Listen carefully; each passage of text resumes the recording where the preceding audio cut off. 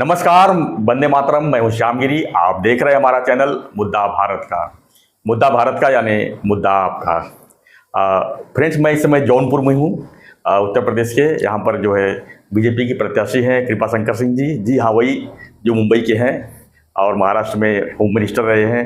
अब उनको जो है जौनपुर की जवाबदारी दी गई है, उनको विश्वास रखा गया है। तो हम इनसे चर्चा करेंगे कि पहले जौनपुर से मुंबई में राजनीति, उसके बाद मंत्रिमंडल में, फिर जो है इनका जो बड़ा करियर किस तरह रहा है, इसके ऊपर चर्चा करेंगे। और अब जो है जौनपुर में आए हैं।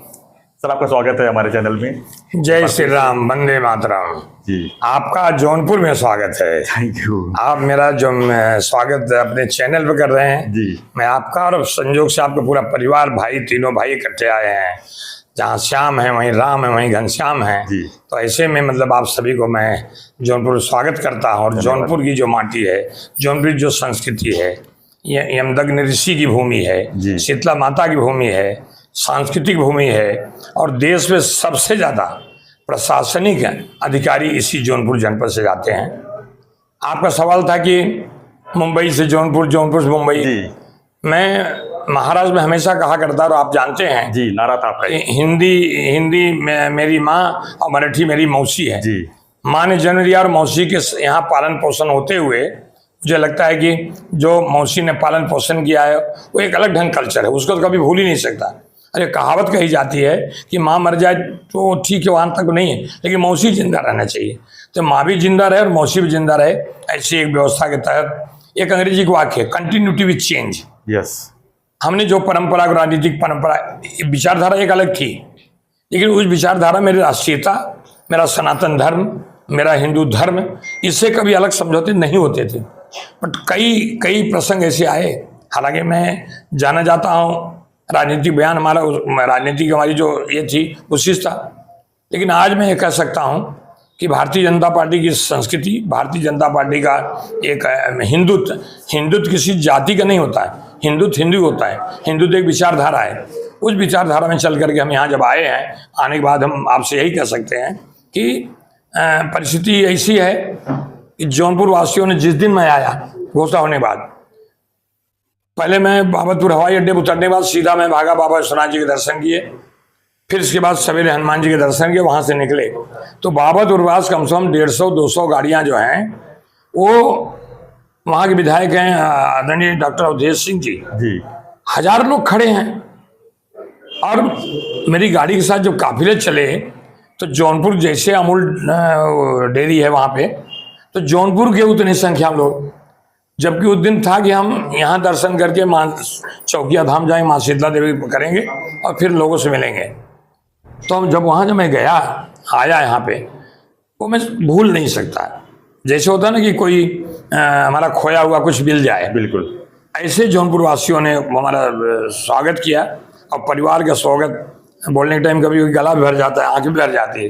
वो स्वागत से मुझे लगा कि जैसे माँ बाप की सेवा करने के लिए कोई लड़का बाहर जाता है, कमा के आता है और लगता है कि माँ बाप की सेवा करनी है, तो उसी ढंग से मुझे लगा कि आज देश के और क्या विश्व के एक नेता, हमारे आदरणीय देश के प्रधानमंत्री नरेंद्र मोदी जी ने, शीर्ष नेतृत्व ने एक फैसला किया कि कृपा शंकर जौनपुर जाना है। उसका वर्णन शब्दों में नहीं कर सकता। ये तो सर मुंबई से जौनपुर आने का, वापसी का आपने बताया। हम आपसे एक पूछना चाहते हैं कि आप जौनपुर से जब मुंबई पहुंचे तब क्या स्थिति में थे और कैसे आप जो है राजनीति से जुड़े और राजनीति में किस तरह अपने कैरियर बनाए वहाँ पे? लंबी कहानी है। 2 मिनट दीजिए उसको। हाँ, 2 मिनट में धोता नहीं, इतना ही कहूँगा जी कि मुंबई में उत्तर भारतीय समाज जो है जी, उसमें हर 6वां उत्तर भारतीय जौनपुर जनपद का है। उसका सबसे बड़ा कारण है कि यहाँ न कोई औद्योगिक इकाई है, यहाँ कोई फैक्ट्री है, न कोई ऐसा साधन है। जो परिश्रम हम लोग मुंबई में जाके किए, वो परिश्रम अगर हमारे पास यहाँ साधन होते यहीं करते, लेकिन वो स्थिति बनी नहीं।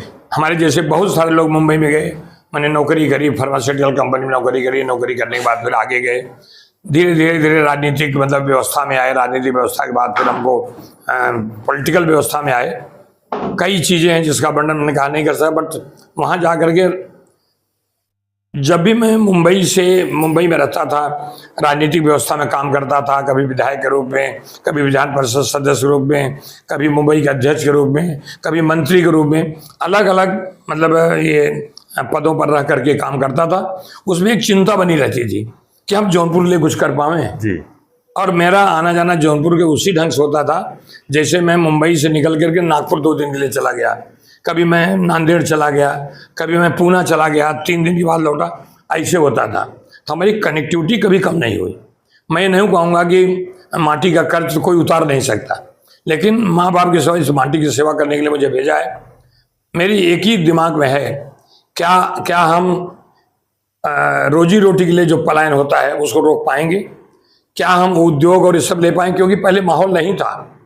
पहले लोग आज के 2014 के पहले का भारत देखो और 2014 के बाद का भारत देखो, 2017 के पहले का उत्तर प्रदेश देखो, 2017 के बाद का उत्तर प्रदेश देखो।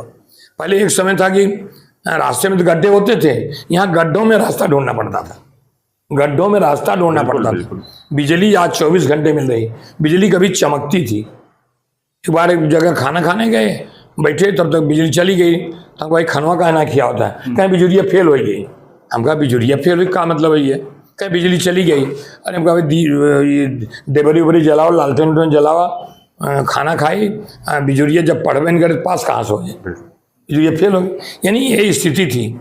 और डर, जब वहाँ से कोई अपने मुंबई के परिश्रम का पैसा लेकर के साल 2 साल में अपने घर में शादी ब्याह जब भी आते थे, उनको डर लगा रहता था शाम के बाद मैं कैसे जाऊंगा, क्या मैं लुट जाऊंगा, क्या मैं घर तक सुरक्षित पहुंचूंगा। और आज अगर अपराध मुक्त उत्तर प्रदेश कहें, एक समय था कि लोग, जब मैं गृह मंत्री हुआ करता था तो मुझे बोले थे उत्तर प्रदेश का जरा लॉ एंड ऑर्डर देखो, चिढ़ाते थे। आज उल्टा हो रहा है। अगर किसी को देश में अपनी कानून व्यवस्था ठीक करनी है, उत्तर प्रदेश जाओ। आदरणीय नरेंद्र मोदी जी के नेतृत्व में आदरणीय योगी आदित्यनाथ जी ने जो यहाँ पर इंफ्रास्ट्रक्चर, चाहे सड़क हो चाहे बिजली हो, और अभी जब गए थे वो मुख्यमंत्री योगी जी पूरी टीम लेके गए थे वहाँ, सारे उद्योगपति ने कहा कि नहीं मुझे आना है, मुझे आकर के यहाँ कुछ करना है। मेरे दिमाग एक ही बात है कि आज जो उद्योग यहाँ लग सकता है वो पहले नहीं लग सकता था। आज न उनको सड़क की असुविधा होगी, और जौनपुर की भूमि बहुत फर्टाइल है जी। और भूमि फर्टाइल ऐसा नहीं कर रहा हूँ, लेकिन मुझे जो लगता है कि यहाँ मूली भी आपके हमारे साइड की मूली होती है और मूली निकाली जाती है, उसको काट के लोग खाते हैं, टेस्ट स्वाद बदलता नहीं। इसलिए जौनपुर की फर्टाइल जमीन का उनको अपने उत्पादन कीमत नहीं मिलती। प्रधानमंत्री जी कर रहे हैं, वाराणसी उनका अपना संसदीय क्षेत्र है। ये जो बाबतपुर हवाई अड्डा है, इसकी अक्वायर जमीनें हो गई, हम चाहेंगे जल्दी जल्दी हो जाए। आप देखते हैं कि मुंबई में पूना, नासिक, पालघर, रायगढ़, ये 4 कम से कम जिले के लोग साग सब्जियाँ, किसी के पास आधा एकड़ है, किसी के पास पौना एकड़ है, किसी के पास 1 एकड़ है। उस जमीन का जो मालिक है वो फार्मिंग करता है, कोई फूल उगाता है, कोई ये सब्जियां उगाता है, कोई फल उगाता है, उनके सीधा एक्सपोर्ट हो जाते हैं जी।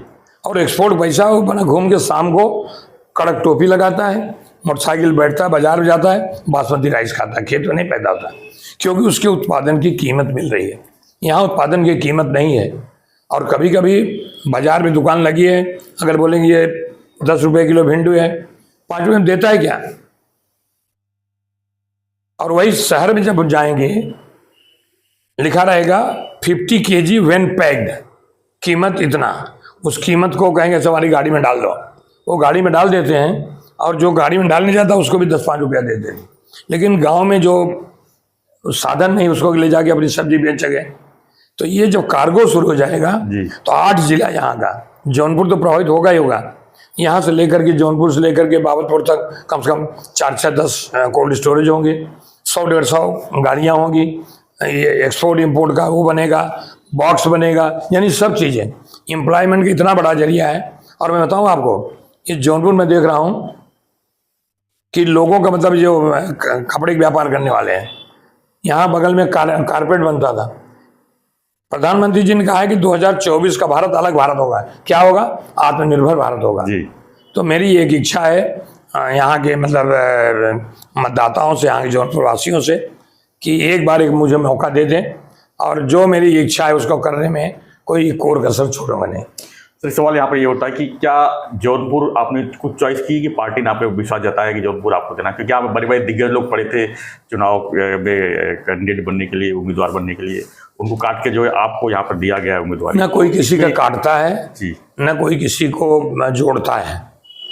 ये परंपरा है, एक सिस्टम है, किसी पार्टी में होगा। लेकिन भारतीय जनता पार्टी मैंने देखा कि जब मैं आर्टिकल 370 के ऊपर अपना इस्तीफा भेजा तो मैंने 20 महीने तक पार्टी नहीं ज्वाइन की। जी, आपको पता है कि अगर 10 सितंबर को 2019 को मैंने ज्वाइन किया, 5 अगस्त 2019 को जिस दिन आर्टिकल 370 की घोषणा की गई, उसी दिन मैंने प्राइम मिनिस्टर को और सरकार को मैंने अभिनंदन किया था। उसके बाद 20 महीने में 11 चिट्ठी लिखी। जी, मैंने कांग्रेस अध्यक्ष को लिखी चिट्ठी कि आप जो है इसका विरोध मत करिए, आर्टिकल 370 हटाए जाने का विरोध मत करिए, आप प्रोसीजर का विरोध करो। जनता कर रहा है, क्या कश्मीर को पूर्ण दर्जा मिलेगा, क्या लद्दाख यहाँ आएगा, क्या वैली के लोग आएंगे, क्या पीओ का, इस पे करो। लेकिन वहाँ कोई असर नहीं पड़ा। 20 महीने मैंने 11 चिट्ठी लिखी, तब मैंने तय किया जो राष्ट्र के साथ उसके साथ जाऊंगा। आज मैं आपके माध्यम से ये भी कह देना चाहता हूँ, जिन जिन लोगों ने, जिन पार्टियों ने आर्टिकल 370 हटाने का विरोध किया, मेरी नज़र में वो हिंदुस्तानी नहीं है। कोई हिंदुस्तान के एक आदमी नहीं कहेगा कि 370 हटाने का विरोध किया। लेकिन कुछ पार्टियां, कौन सी राजनीति भगवान जाने, हालांकि उस पार्टी को मैं छोड़ चुका हूं, उस पार्टी मुझे ज़्यादा कहना भी नहीं है। तो जो हमारा जो सवाल था कि यहाँ पर जो आपको उम्मीदवारी दी गई है, इसके बारे में थोड़ा बताइए कि आपने कैसे इसको जौनपुरी चॉइस किया आपने। वैसे आपका तो यहाँ पर आपके यहाँ के रहवासी हैं, भारतीय जनता पार्टी, लेकिन आप भारतीय जनता पार्टी की एक नारा है, वसुधैव कुटुंबकम। प्रधानमंत्री जी क्या वहाँ गुजरात से नहीं जीते, गुजरात से भी जीते, जहाँ जीते थे, पर उनको लगा कि नहीं, इस पवित्र भूमि में मुझे लगता है कुछ करना होगा। 2014 में जब उनको पूछा किसी ने कि आप वाराणसी से क्यों चुनाव लड़ना चाहते हैं, तो उन्होंने कहा न तो मैं यहाँ आया हूँ, न मुझे किसी ने भेजा है, मुझे गंगा माँ ने बुलाया है। तो मैं आज ये कह सकता हूँ, जौनपुर की माटी ने मुझे बुलाया है, माँ शीतला धाम से भक्तों ने मुझे बुलाया है, इसीलिए मैं यहाँ आया हूँ। तो क्या देख रहे हैं यहाँ पर, क्या यहाँ पर स्थिति है? यहाँ पर किसी जो 2019 की बात करें तो यहाँ पर बीजेपी नहीं आ पाई, यहाँ बसपा के उम्मीदवार थे, जीत के आए थे। तो अब उसको जो है कैसे आप कभी कभी कुछ दुर्घटना ऐसे हो जाती है जी, मालूम नहीं होता कि आगे कोई गाड़ी आ रही है, वो आगे गाड़ी एक्सीडेंट हो गया।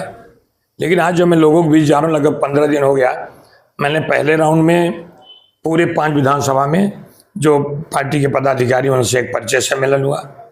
दूसरे राउंड में मैंने 5 विधानसभा में, हर विधानसभा में एक ऑफिस खोला गया। और तीसरे राउंड में मैंने लगातार जो मंडल के अध्यक्ष हैं, मंडल के पदाधिकारी हैं, सेक्टर अध्यक्ष हैं, बूथ के अध्यक्ष हैं, कम से कम एक मंडल में 150 मतलब कामकाजी लोग जो हैं, उनके साथ बैठक हो रही है।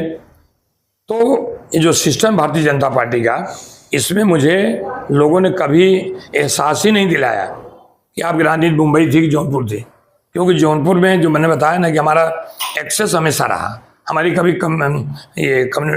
कम्युनिकेशन कम नहीं हुआ, इसलिए मुझे बहुत ये नहीं लगता है हो गई। गांव में जाइए, आप भी पूछिएगा, आप आए हैं, आप वहाँ थाना से मुंबई से आए हैं, आप देख रहे हैं बनारस जाएंगे, अयोध्या में जाएंगे दर्शन करने।